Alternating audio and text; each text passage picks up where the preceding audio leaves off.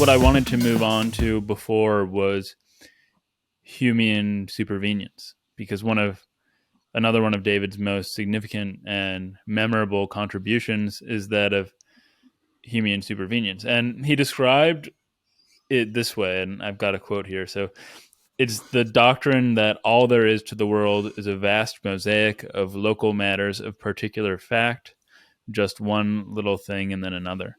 And now for me, this is so memorable because of the sort of mental image it conjures for me, which is just this sort of like glimmering eternal mosaic like space that is, I don't know, something like the Kantian noumena. But it's also just a very fascinating way of looking at fundamental ontology. So where did this idea come from? How does it relate to Hume? And what was, before we get into some of the applications like we did with possible worlds, what was the motivation for picturing the universe as being like this? Well, I don't know where David got it from, but it's clearly in Hume, or something like that is in Hume. And the thought, Hume was an empiricist, of course, and he thought that both knowledge and meaning came from experience. And when the wind blows and a leaf falls off the tree, you don't actually see any causal connection. You see the wind, or you feel the wind blowing, and then the leaf falls. And so, since you can't have any knowledge of things you can't perceive, there's no such thing. It's even quite meaningless to talk about such thing, is Hume's view. So all you can see are particular events or happenings. And Hume held that view because of his empiricism. David, I don't know why he held the view. I mean, Frank, you probably have more idea of this than I do.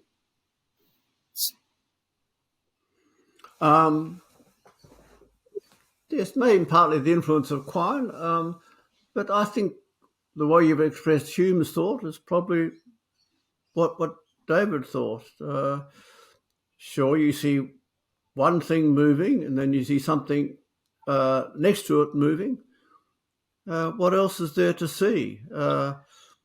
You might say, but of course, he did think, of course, in one sense, there might be a transmission of force, of course, but that would be another particular thing. Yeah, that may be true, although, I mean, he's no stranger to postulating things when he thinks they serve an appropriate theoretical function, like worlds or sets. So he could have gone that way had he chosen, I guess.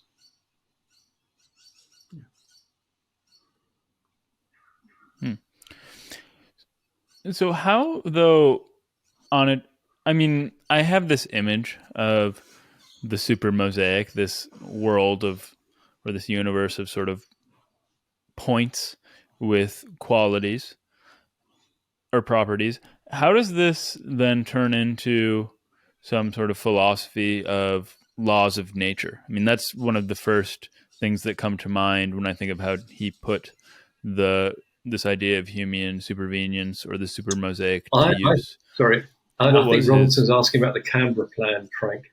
And you being a Canberrite, best place to this. Oh. No, I think the Canberra plan is a little bit misunderstood. The general idea, it's a generally a favourable view about illuminating analyses. It's not a fanatical belief that you should always do it. It's just that when you can do it, it's a good thing because you. I don't know what you two are referring to. The Canberra plan? Well, let me explain the Canberra plan as it applies in the philosophy of mind. We have a language, belief and desire, hopes, jealousy, ambitions, pain. This language is used to predict and explain people's behaviour. In fact, it does a pretty good job. So if you want to explain the behaviour of various people, you say they're screaming because they're in pain, they're buying a lottery ticket because they desire to win, they're taking an umbrella because they believe it's going to rain, etc., etc., etc. That's right, folk psychology.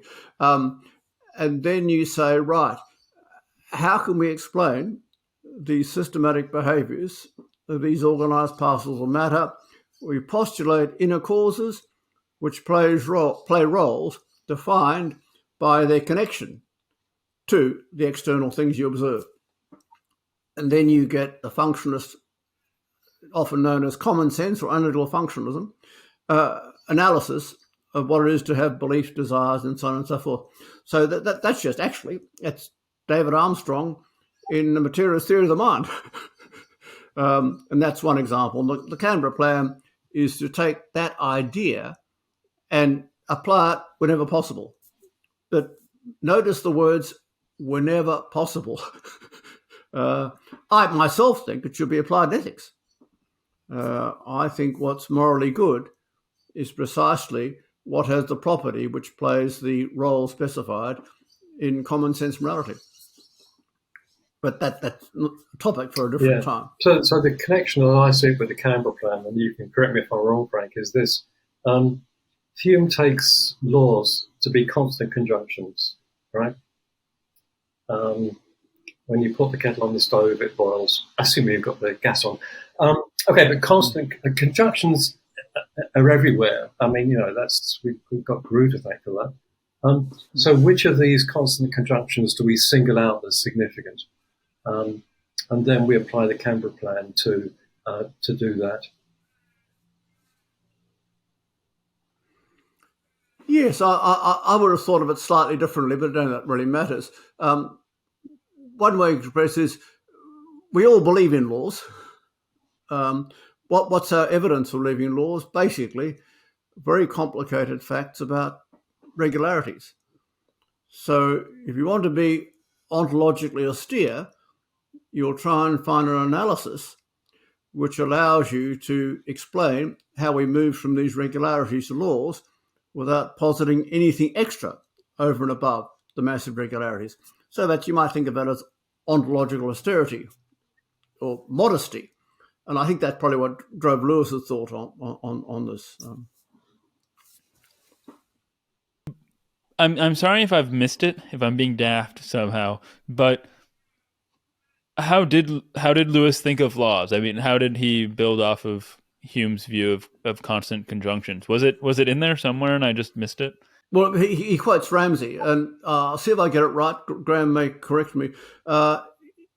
Ramsay suggested laws are going to be the regularity you got if you trade it off correctly, simplicity against strength.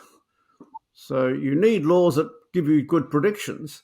You might make them as simple as possible, and that was a trade-off between the two. That's what laws were in Ramsay's view, and Lewis built on that. But now I'm going to look to Graham because he may have been more up to date on this. No, I'm not. I mean, you've got to say which regularities are to be considered laws, and which constant conjunctions are to be considered laws, and then you do the kind of theory choice that Frank was mentioning. So but that's it. Are either of you particularly familiar with how chance or probability fit into Lewis's theory of laws and Humean supervenience? In a famous paper, he connects credence with probability. Remember, the basic formula is if you're certain that the objective chance of something is 0.7, that's the credence you'd give it. So the idea is you treat objective chance as it appears in science and statistics with credence by that basic rule. If you're convinced that the objective chance is so-and-so, that determines the credence. It should be so-and-so. And then more complicated cases and other examples. And that guides his approach. And I think he thought really of objective chances as patterns, fancy patterns. So it's not a simple frequency theory. They're fancy patterns, and again, they're constrained by that rule I gave you earlier, connecting beliefs in chances with credences. Yeah, so the conjunctions needn't be constant. They can be constant to a degree, I guess. And if you think that way, then you're going to get sort of probabilistic laws. And then, the connection between those and credences were the ones that David's view about those was exactly what you described, Frank. I'm just wondering whether David ever put that thought together with possible worlds to define the probabilities as measures over the space of worlds. And it would have been an obvious move, but I don't recall that he ever did it. Yeah. I should know, but I don't. Well, something that I do know that you'll have something to say about, Frank, is because in our last conversation, we talked a bit about what you've named the location problem. And I'm wondering if you could describe it again, because I think it relates very much to this picture of the Humean supermosaic. Well, in general terms, the location problem is sometimes you have a story about how things are in one vocabulary and you want to connect it to how things are as given in a different vocabulary. That's the problem. So you've got, let me take a really simple example. You've got a big story about how things are in terms of winning and losing chess games. Indeed, maybe you've made a study of all the recent results in chess games. So that's a story about how the world is in terms of winning and losing. Here's another story about how the world is. Carlsen is the best player. Okay. Now, I've now switched from winning and losing talk to best player talk. Okay.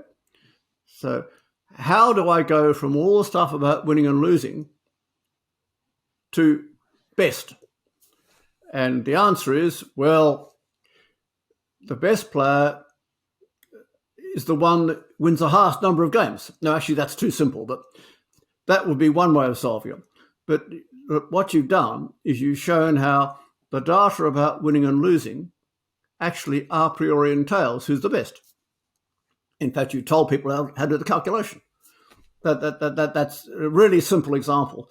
Now, it gets more interesting when you say, right, now imagine an account of the world in terms of people's neurological states and how those neurological states interconnect with their surroundings, which tells us exactly why they take an umbrella when there's water coming this direction. Take that complicated story and see how that story relates to a story about belief and desire. And that's the problem that Armstrong set himself in the first part of the big book on material theory of the mind. He gave an account of mental states which would enable you to a priori deduce them from enough detail about how things are in different terms, namely in behavioural terms and inner cause terms. So that's just a couple of examples. But to repeat what I said before, the location problem is simply finding out what to say about how things are in one set of terms, given how things are in a different set of terms. And of course, sometimes the answer is you can't do it, of course. Sometimes you can. Yeah. So do you see a relation to the Humean supermosaic or no? Well, no, I think Lewis's view about laws, his view was if you knew enough about the mosaic, you could actually a priori deduce the laws. So that would be the solution. So you're saying, where is the law? Gravity is governed by an inverse square law. How do I find that? In that enormous data you've got about the planets and so on, the location problem, so you can a priori deduce it. That would be the idea. Yeah. And his account of laws would enable you to do that a priori deduction.